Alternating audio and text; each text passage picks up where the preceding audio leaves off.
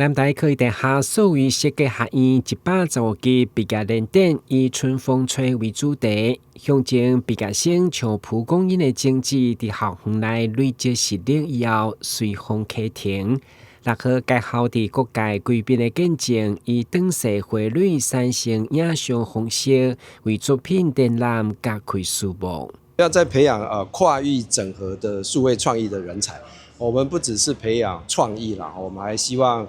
同学可以善用 AI 的科技，然后利用 AI 的科技去创作数位内容。那最后当然是希望这些数位内容可以产生真正的数位的作品，然后跟产业界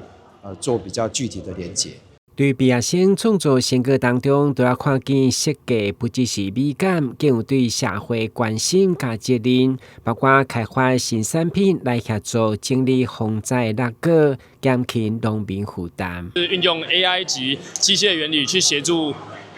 灾后的收集落果及平时的农作，然后做一套整合的系统。每一项独一无二的作品，都是学生4年来努力的成果。透过新一代设计展的参赛，更得到评审的高度肯定，总共列为14个奖项，其中包括用五感体验来挽救台语戏迷，对传统机家布袋戏保存的记录，以及对台南澎埔行的3代情感加文化输明。在台南成立已经超过1甲子的时间，所以我们想要透过采访他们，然后来了解就是传统艺术文化作品该怎么留存在这现在很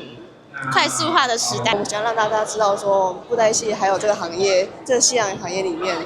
还有一个剧团会在默默扶持这个行业很特别的东西，然后我们想要让大家发扬光大，这样子，让玩家可以从经历还有经验跟游玩的过程中，可以去体验到说，那好，重新思考语言本身到底是怎么学习的，而不是只局限于在课本上。